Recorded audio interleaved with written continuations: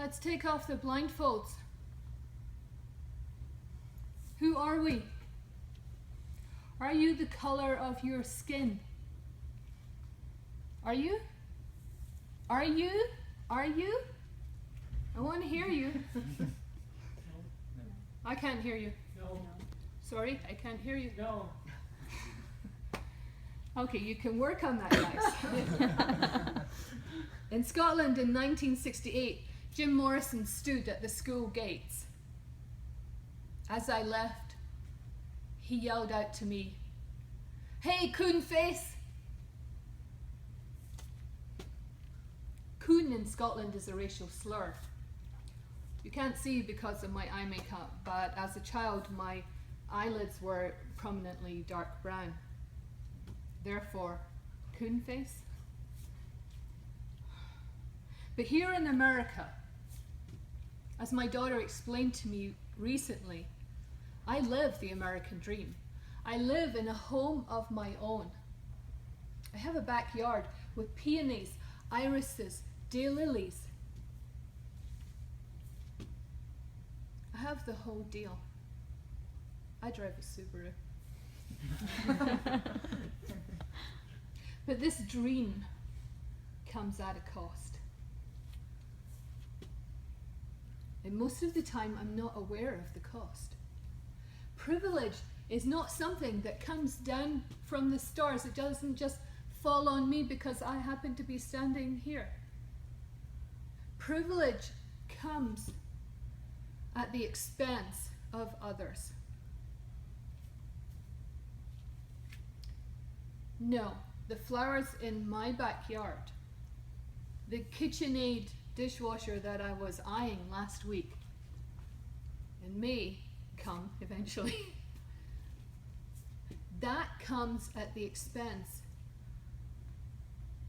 of the African American child, the Native American child, the agricultural worker's child who doesn't have a backyard, whose parents work 2 to 3 jobs. That's the price of my KitchenAid dishwasher. Race from the get-go in the US was organized by white Europeans. The idea was to grab land and power. It started off as a class thing. White indentured servants also were like slaves, but very quickly it became a matter of color. White indentured servants were given a musket, 30 shillings, 50 acres of land in exchange for their jobs being taken over by African American slaves, by black people. Gradually, in the US, it became important for people to own property and develop the land, but only if you were free, white, and of good moral standing. What did good moral standing mean? That you supported white domination. Google it if you don't believe me.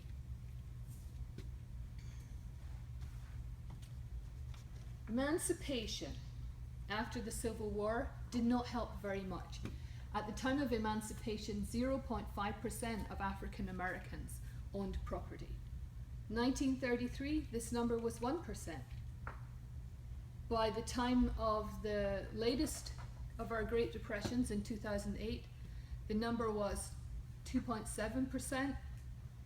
And yes, African American black people lost a lot more in that depression than white people did. The Jim Crow laws in the South kept black people from voting and from owning property. The New Deal, interestingly enough, everyone loves the New Deal, right? The New Deal, great. Didn't really help African Americans. The Social Security laws did not apply. For example, the Federal Housing Association refused to guarantee mortgages for blacks who tried to buy in white neighborhoods. Furthermore, the Social Security Act excluded those whose job categories blacks traditionally filled. All right, moving things along. I have a lot of data here. The Realtor Code of Ethics, 1924 to 1950, Article 34. And I'm going to read this to you because it's priceless. This is Code of Ethics.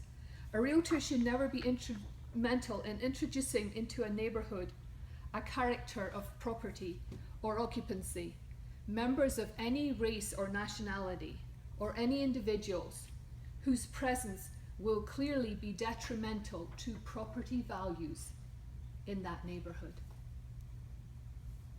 Yes, folks. That was the Code of Ethics. Labor Standards Act of 1938. Not until, so farm worker children were excluded from child labor protection laws. Not until 1966 did Congress require employers to pay farm workers the federal minimum wage. It's still going on. Agricultural farm workers don't have health insurance. The late 19th century, America brought in the Irish and the Chinese to build the railroads. After the railroads were built, we had the Chinese Exclusion Act because, hey, we've got enough, we're done, and no more, thank you, we don't need you anymore. Japanese persons were not considered Caucasian. In 1922, name of this person, Takao Ozawa, was considered ineligible for citizenship because he was not Caucasian. Bharat Singh, 1923, although theoretically Caucasian, as a person of Indian origin, high caste Hindu of full Indian blood, was racially ineligible for naturalized citizenship. Why? Because of the color of his skin. He wasn't white. So it's all about being free, white, and of good moral standing. We live in high tech, and we could lose our jobs tomorrow, but still, we live in a world of privilege.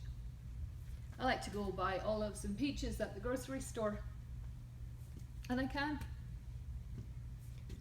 This week alone, I bought 2 baskets of hanging flowers, and damn the expense. And I have a garden in which to hang them. I'm not asking you to give up your jobs and take up anti-racist work. I'm just asking you to hear what I'm saying. Look for the places where we can change this dynamic. The estimated profits in the US from slavery is over $100 trillion. Let's open our eyes, and when we get the chance, speak up. Let's change the story. Let's turn this tide.